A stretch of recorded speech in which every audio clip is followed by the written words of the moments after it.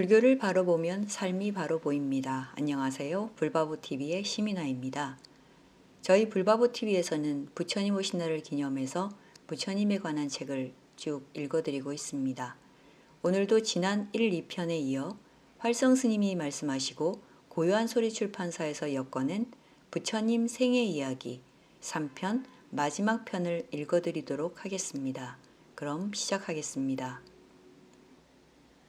부처님이 법을 설하시면 누구나 부처님 말씀이니까 하고 받아들였을까요?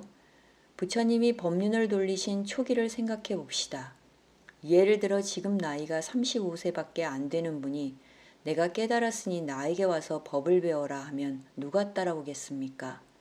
부처님이 깨달음을 얻고 나오셨을 때도 육사외도라 해서 부처님보다 연세도 높고 수행자로서 관록도 더 긴 분들이 자칭타칭 스승 노릇을 하고 많은 무리를 거느리고 있었습니다. 육사외도는 그중 대표적인 분들이고 그 외에도 많았습니다. 예를 들면 부처님이 처음 출가해서 배웠다는 우따까라 마뿌따 같은 분, 그분은 육사외도 대열에 끼지도 못하지만 500명이 넘는 제자를 거느리고 있었습니다. 또 부처님의 제자가 된 가섭 삼형제라든가 사리불, 목곤련 같은 분들도 부처님과 인연을 맺기 전에 500명씩의 제자를 거느리던 분들입니다. 그렇게 많은 사람들이 윗사람, 큰 스님, 도인 행사를 하고 있는 분위기에서 바라문 출신도 아니고 마가다국 출신도 아니고 꼬살라국의 어떤 조그만 변방부족 출신인 석가족의 한 젊은이가 내가 부처다 한다고 누가 따라오겠느냐는 말입니다. 안 따라옵니다. 많은 사람들이 부처님을 시험하며 도전합니다. 그런 상황에 봉착하신 부처님은 어떻게 하셨을까요? 처음부터 복잡한 이론 체계를 설명하셨을까요? 그렇지 않으리라고 봅니다. 예컨대 초전 법륜경에 나오는 5 비구조차도 굉장히 회의적이었죠. 아, 당신이 옛날에 그렇게 고생할 때도 깨치지 못했는데 잘 먹고 살찐 사람이 무슨 도를 이루겠소 하면서 시큰둥하게 대한다는 말이지요. 자기를 추종하던 사람들도 그렇거늘 하물며 다른 사람들이야 오죽했겠어요. 그런 상황에서 부처님이 처음 펼치신 것은 주로 방편법문이 아니었을까 생각합니다. 처음부터 우리가 접하는 체계적인 불교 교리를 설하신 게 아니라는 겁니다. 부잣집 아들 야사를 제도에서 출가시킬 때 잘 그려져 있듯이 여러 방편을 가지고 설하십니다. 필요할 때는 신통력도 쓰셨습니다. 이게 경에 누누이 나옵니다. 예수님도 당신 말을 믿도록 만들기 위해 신통력을 많이 쓰신 것으로 나오는데 내가 보기에는 부처님이 신통력을 훨씬 더 많이 쓰셨을 것 같아요.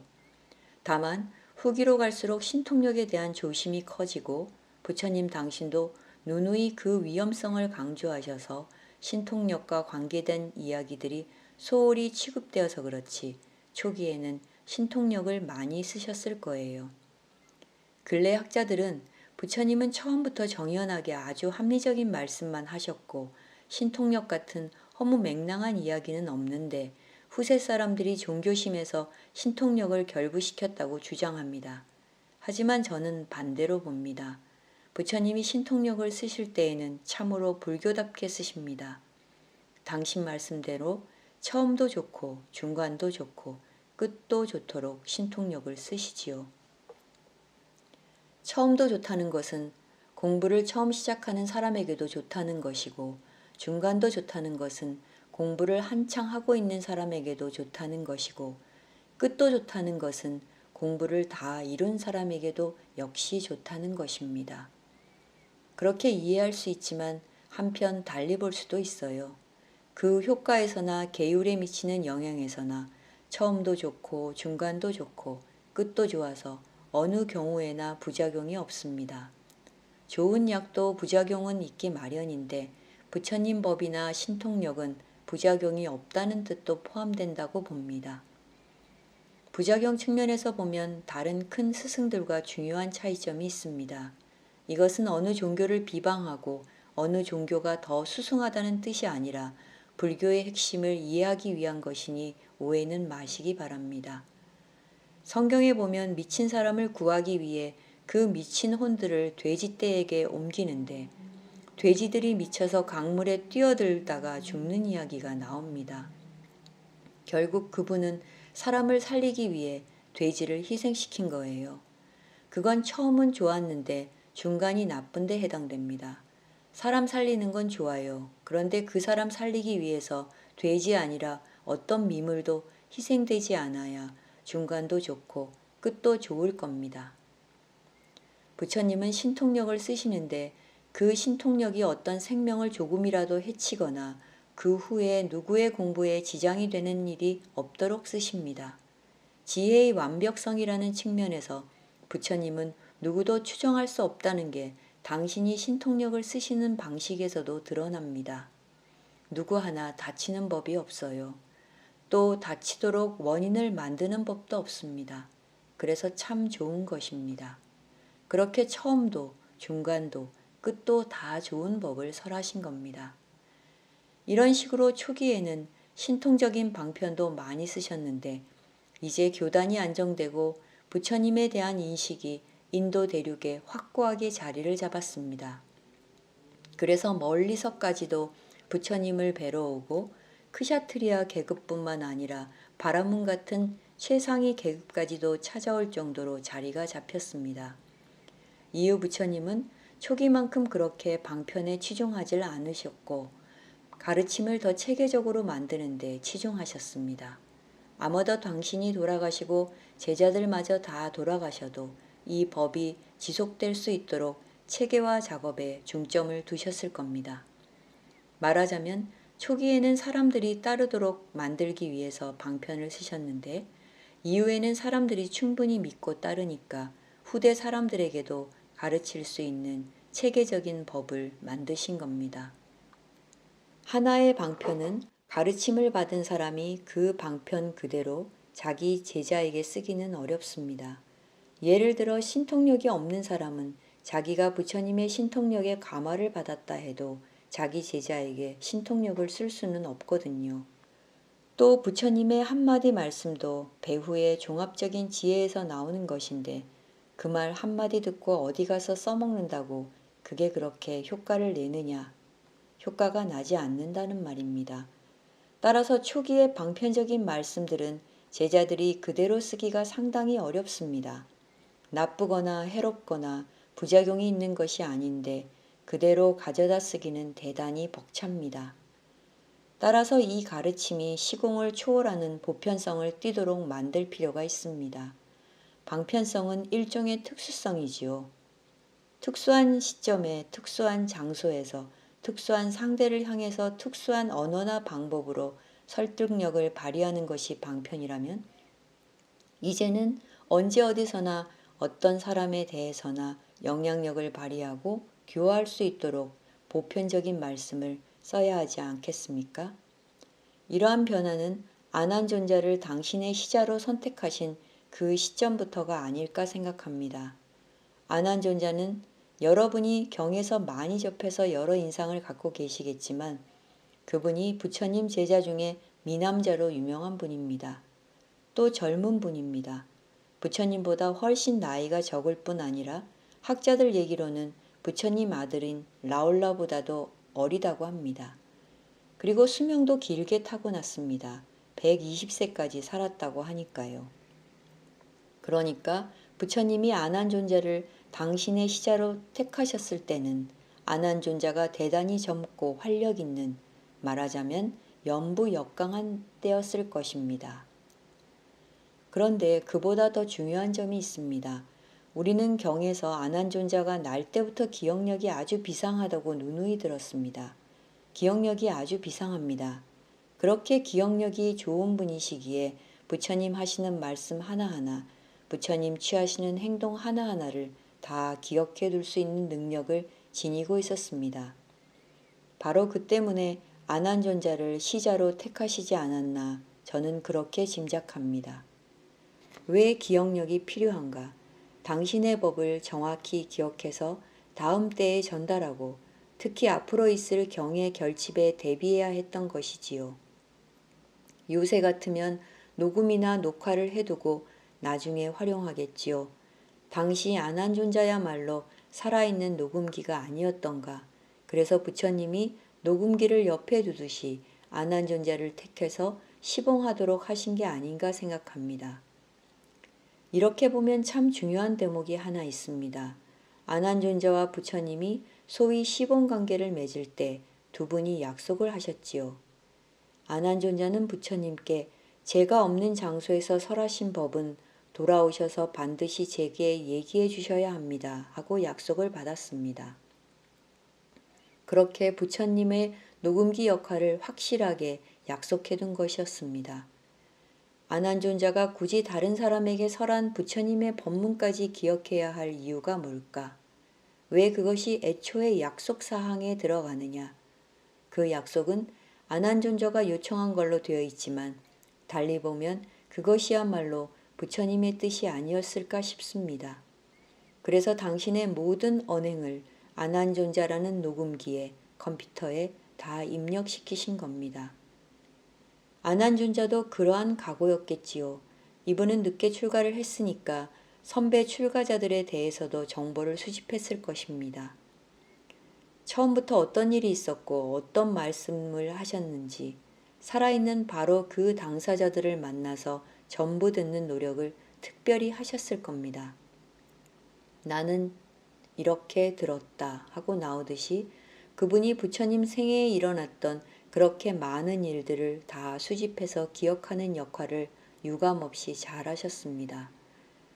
오늘날 우리에게 전해진 이 방대한 경이 그 은혜로 이루어질 수 있었습니다. 어쨌든 그런 안한존자를 시자로 채택하신 시점부터 부처님은 당신의 법문을 방편 법문으로부터 보편 법문으로 이행시키는 작업을 하셨을 겁니다. 그때부터 오늘날 우리가 접하는 사성제, 발정도, 12연기, 37조도품까지 많은 법들이 정리됩니다. 그것을 단순히 후기 학자들의 조작으로 보는 건 경솔한 판단인 듯합니다.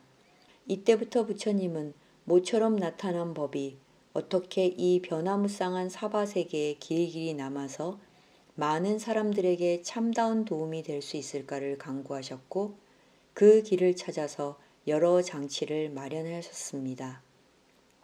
그 고심이 열반경 같은 데도 나옵니다. 법을 설하면서도 그 법을 법수에 따라서 확인시키곤 하셨지요. 말하자면 내가 이러이러한 법을 말했는데 그걸 정리하면 법수로 이렇게 된다. 잘 기억하고 있느냐. 이런 식으로 노력하신 게 아닌가 싶습니다.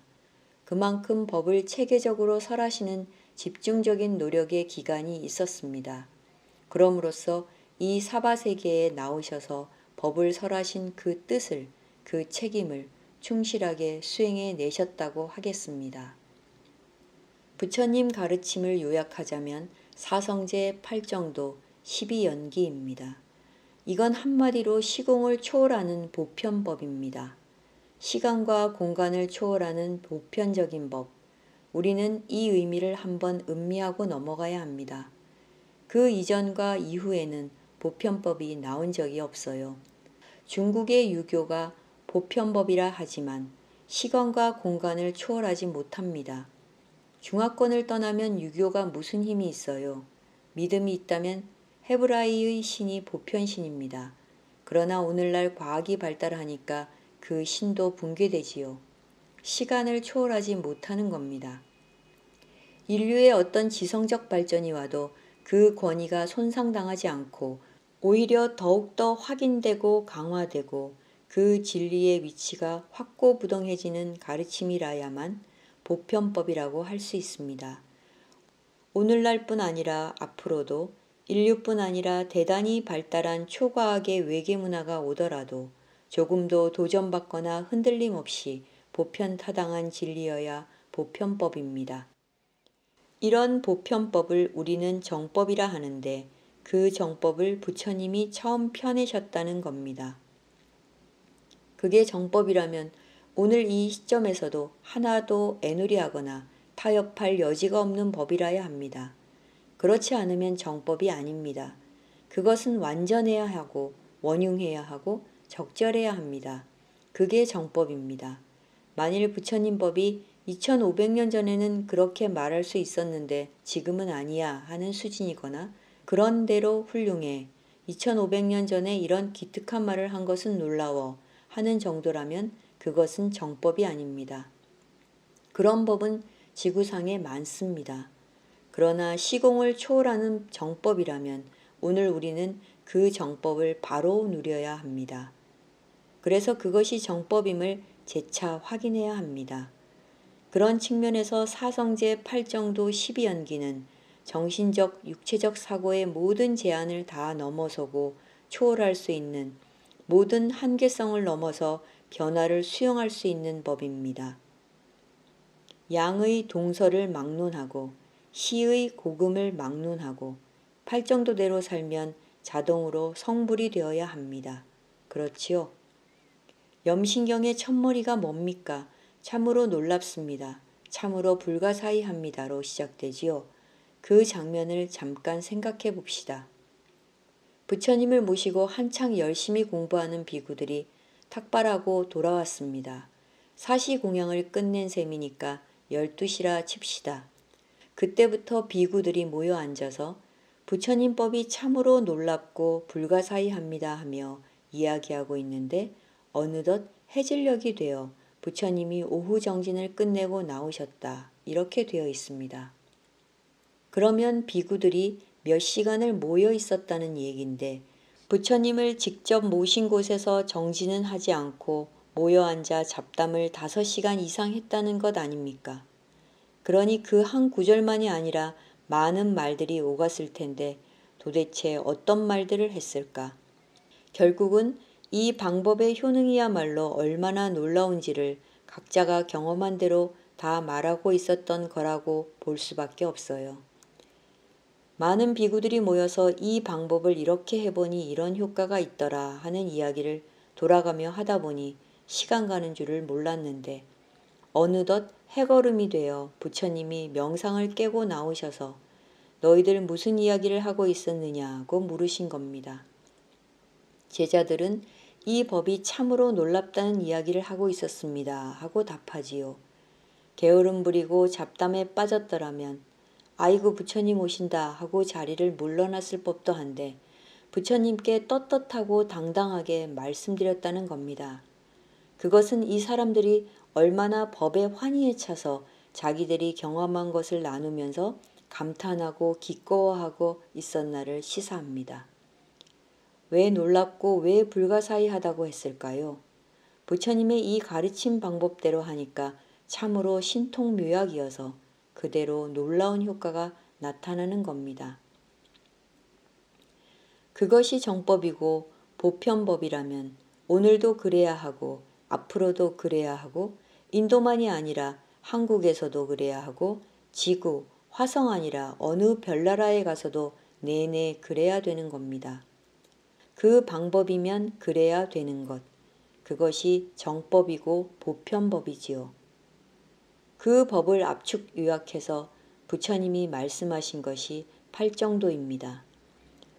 따라서 우리가 8정도를 수행하면 그때의 그 비구들이 그렇게 환희하면서 아라한이 되었듯이 우리도 아라한이 될 수 있습니다.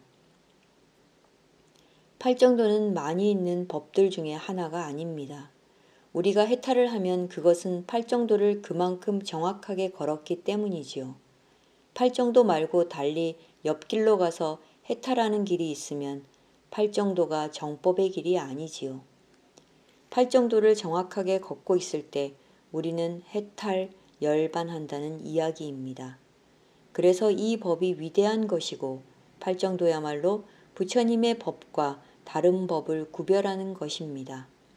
불교는 8정도가 있기 때문에 불교이고 바로 그 때문에 깨달음에 이를 수 있습니다. 부처님의 생애는 당신의 해탈 열반뿐만 아니라 중생 모두가 이 절망의 암흑에서 벗어나 해탈 열반을 향해 나아갈 길을 가르쳐 주시기 위함이었습니다. 깨달으신 후 45년을 길가에서 노숙하면서 법을 전해주신 이유는 바로 그것입니다. 너희 모두가 그 길을 걸어라. 확신을 가지고 걸어라. 그러면 반드시 성불한다. 시간에 구애되지 말라. 금생에 해탈하느냐 못하느냐 하는 것은 전생을 포함해 여태까지 얼마나 기초 작업을 해왔느냐에 달린 문제다. 과거에 등한히 했으면 지금이라도 시작하라. 윤회의 마당에서는 금생만 중요한 게 아니다. 언제든지 해야 한다. 하라. 이번 만나기가 백천만겁 난조우다. 숱한 윤회 전생에서도 부처님 법 만나기가 그렇게 어려운 겁니다. 여러분이 불교가 없는 나라에 태어났다면 이 법을 어디서 한번 들어보겠습니까? 이 지구상에 부처님 법이 있는 나라가 몇이나 됩니까? 한번 생각해 보십시오. 또 부처님 법이 있는 나라에 태어났다고 해서 팔정도 다 듣습니까?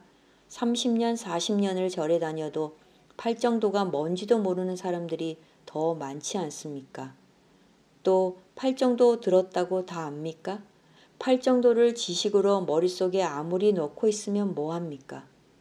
이렇게 법을 만나기 어려운 겁니다.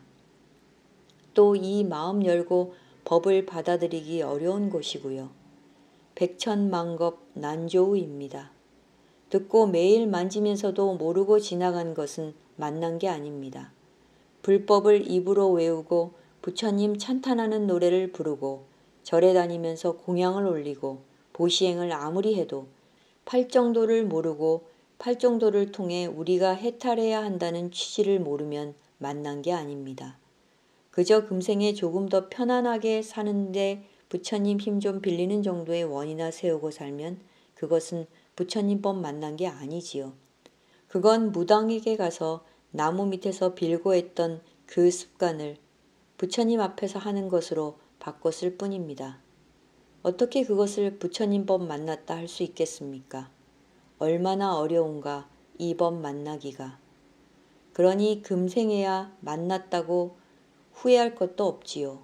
백천만겁을 돌고 돌다가 금생에 만났으면 그것만 해도 너무 감지덕지지요. 거기다 대고 또 불평할 겁니까? 우리가 부처님을 만났다면 그 가르침의 진수를 이해해야 하고 또 마음을 열어서 깊이 음미해야 합니다. 마음은 딱 닫아놓고 내 고집은 그대로인 채로 부처님 법 이게 맞나 틀렸나 하고 조금 건드려 보다가 이거 아니다 하고 튕기는 짓 하고 있으면 부처님 법 만난 게 아니고 스쳐 지나가는 것일 뿐입니다. 그리하여 그 법 만남을 기리고 감사해야겠습니다. 그렇게 감사한다면 이제는 부처님 법에 따라서 팔정도에 따라서 금생을 한번 살아보겠다 하는 원력을 세워야겠습니다. 그래서 하루하루 일상에서 부딪히는 모든 일을 부처님이 주는 더할 수 없이 귀중한 가피로 나를 성불시키기 위한 더없이 완벽한 조치로 받아들이고 그것을 향상의 기회로 활용해 나가야겠습니다. 그렇게 산다면 내일 죽는 한이 있더라도 금생이 얼마나 보람있겠습니까? 내가 정말 마음 깊이 부처님과 그 법을 받아들였다면 그 인연은 스쳐 지나간 것이 아니고 다음 생에도 절대로 안 놓칩니다. 안 놓쳐요. 이렇게 해서 팔정도를 걷게 되고 걷다 보면 마침내는 바른 견해가 서고 바른 견해가 확립만 되면 7생 내에 성불한다 했어요. 즉 예류과입니다. 그래서 신구의 삼업이 청정해지고 그 힘으로 바른 사유, 바른 말, 바른 행위, 바른 생계를 더 닦아서 어느 정도 완성된 경지에 이르면 일례과입니다.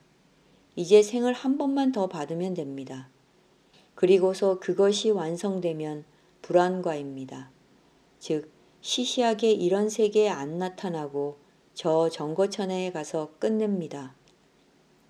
그리고 팔정도 중에 바른 노력, 바른 마음 챙김, 바른 집중이 완성되면 아라한과입니다. 해탈 열반입니다. 부처님이 이곳에서 삶을 사셨던 그 목적을 내 안에서 완성하는 것입니다. 정말이지 우리 존재는 아무리 미천할지라도 해탈을 향해 향상해 나가고 있는 도중에 있습니다.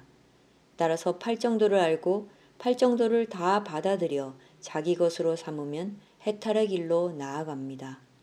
해탈은 높고 어딘가 따로 있고 속세에 사는 우리는 아무리 해도 안 되는 그런 게 아닙니다. 누구나 어떤 존재나 어떤 상황에 있거나 팔정도를 만나는 사람은 해탈의 길을 걷습니다.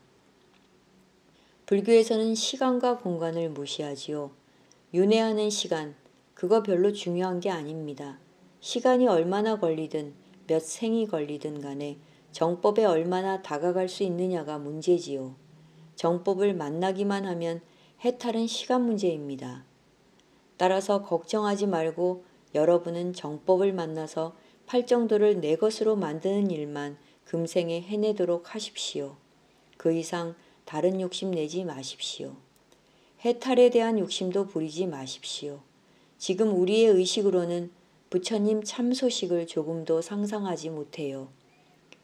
12연기로 설명하자면 식이 있으면 명색이 있는데 그 식으로는 명색을 넘어서지 못합니다. 이름과 형상에 매여서 헤매는데 그걸 넘어서는 소식을 어찌 알 수 있겠습니까? 그러니 신경 쓸 일이 아닙니다. 억지로 상상하려 들면 오히려 대단히 큰 잘못이 벌어질 수 있습니다. 상상력 가지고 어떻게 감히 명색을 넘어선 세계에 다가갈 수 있겠습니까? 상상했다 하면 기껏해야 유물론이나 나오고 유심론이나 나오고 하나님 나라나 나오지요. 그러니 상상하려 들지 말고 부처님 설하신 대로 팔정도에 입각해서 나아가면 됩니다. 팔정도에 마음 챙김이 있는데 그 마음 챙김의 방법이 변천된 것 중에 참선도 있고 묵조선도 있고 연불선도 있고 기도도 있고 별게 다 있어요. 그러나 팔정도의 맥락을 잊어버리면 그게 다 사가 된다는 겁니다. 관법을 해도 팔정도를 잊어버리면 사가 됩니다. 안 그러면 팔정도가 왜 유일한 길이겠습니까? 관법도 있고 참선도 있고 기도도 있지만 그 어느 하나 집착해서 전체를 놓쳐서는 안 됩니다. 팔정도를 잊지 마십시오. 우리의 생각, 우리의 말, 우리의 삶을 끝없이 정화시켜서 정화된 만큼 자기의 내면을 더 깊이 들여다보는 정진을 끝없이 할 따름입니다. 그 노력으로 더 높은 이상세계로 나아가서 마침내 팔정도가 완성되는 것입니다. 부처님의 생애는 바로 해탈이 있고 해탈로 가는 길이 있다는 소식을 전하는 이야기입니다. 여러분이 눈에 안 보이니까 해탈한 사람 어디 있어 하며 별소리 다 하는데 지금도 해탈하는 사람 많이 있고 또 여러분도 반드시 해탈합니다. 아무도 해탈을 못하게 되는 때가 인류의 멸망입니다. 해탈할 사람이 한 사람이라도 있는 한 인류는 멸망하지 않습니다. 그러나 해탈하는 사람이 나오지 못하게 되면 지구의 존재 가치가 없게 됩니다. 끝난 것이니 용도 폐기되는 것이지요. 따라서 인류라는 이 생존 양식은 필요 없게 되는 겁니다. 왜? 인간이란 향상을 목표로 하는데 향상이 중단되면 더 이상 인류라는 존재가 필요 없지 않습니까? 그러면 육도 중에 인간계가 사라지는데 사라져도 없어지는 건 아니고 바뀌는 겁니다.